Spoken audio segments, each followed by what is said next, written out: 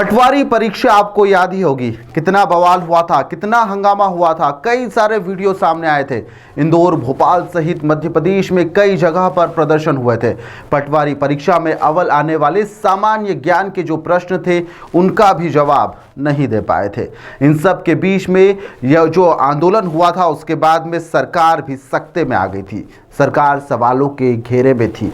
प्रदर्शन के बाद में सरकार ने एक आयोग का गठन कर दिया था जिसको लेकर वह पूरे मामले की जांच कर रही थी। अब जांच रिपोर्ट आ चुकी है। आज उस आयोग ने पटवारी परीक्षा में जो गड़बड़ी हुई थी उसको लेकर एक क्लीन चिट जारी कर दी है, जिसके बाद में सामान्य प्रशासन विभाग ने पटवारी एग्जाम में चयनित अभ्यर्थियों की जो ज्वाइनिंग है उसके निर्देश जारी कर दिए हैं।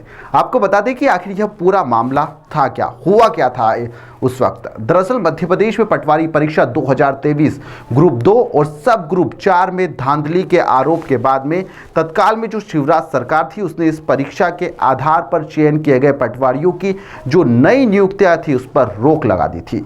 दरअसल भर्ती परीक्षा के जो परीक्षा परिणाम थे उसमें 10 टॉपर्स ऐसे थे और उसमें से जो 60 टॉपर्स थे वो ग्वालियर के NRI कॉलेज के थे। एक ही कॉलेज के 60 टॉपर्स थे। उम्मीदवारों के रोल नंबर की जो सीरीज थी वह भी एक जैसी थी, यानी कि शुरुआत के जो अंक थे 2488 थे। 2488 ये शुरुआत के इनके सीरीज के अंक थे, जिसके बाद में ये सवाल खड़ा हुआ कि 7 उम्मीदवार जो थे वह जो एक साथ कैसे टॉप आ सकते हैं। 10 जो टॉपर आए वो भी एक ही संस्था से टॉप आए और जो छात्र थे उनको लेकर लगातार कई तरह के सवाल खड़े हो रहे थे।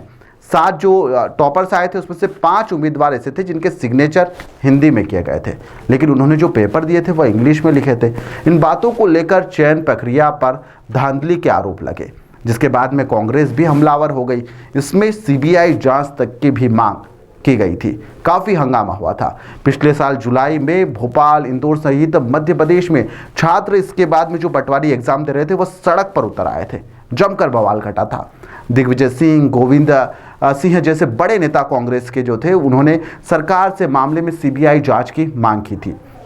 एक बार फिर जब यह आयोग के द्वारा जब इस भर्ती प्रक्रिया पर रोक लगा दी गई थी, अब जांच समिति गठित की गई थी। अब उस समिति की जो रिपोर्ट आ गई है उसने इस गड़बड़ी से इनकार कर दिया है और क्लीन चिट दे दी है। सरकार ने अब जो चयनित अभ्यर्थी उनकी नियुक्ति के आदेश जारी कर दिए।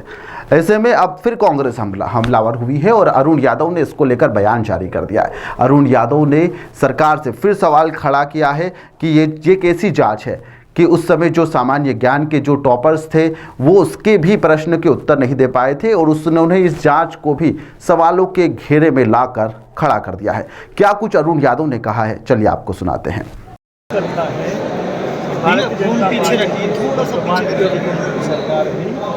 व्यापक 1 और 2 में जिस तरह के माल घोटाले की लिपापोती करके उसको समाप्त करने का काम किया, उसी तरह पटवारी घोटाले में भी ये काम किया।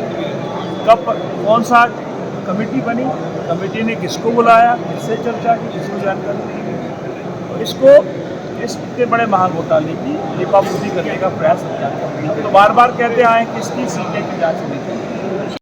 फिलहाल अब जांच रिपोर्ट आ चुकी है। गड़बड़ी जो थी उसको लेकर साफ इनकार कर दिया गया है। ऐसे में कई सवाल उठ रहे हैं जो सभी के जहन में है। फिलहाल किसी को इसके जवाब नज़र नहीं आ रहे हैं। जो टॉपर्स हैं वह सामान्य ज्ञान के जो प्रश्न थे उसके उत्तर नहीं दे पाए, उन्हीं की नियुक्ति कर दी गई। क्या उनको भी नियुक्ति मिल जाएगी? अगर उनको नियुक्ति मिल जाएगी तो जो छात्र इसमें धांधली का आरोप लगा रहे थे और 1-2 नंबर से जो पीछे रह गए थे, आखिर उन छात्रों का क्या होगा? ऐसे में कई सारे सवाल जो हैं छात्रों के जहन में उठ रहे हैं और इनके सवाल के जो जवाब है वो ना तो सरकार के पास है और ना ही किसी अधिकारी के पास। फिलहाल के लिए इस खबर में इतना ही। आप देखते रहिए दी लपेटा।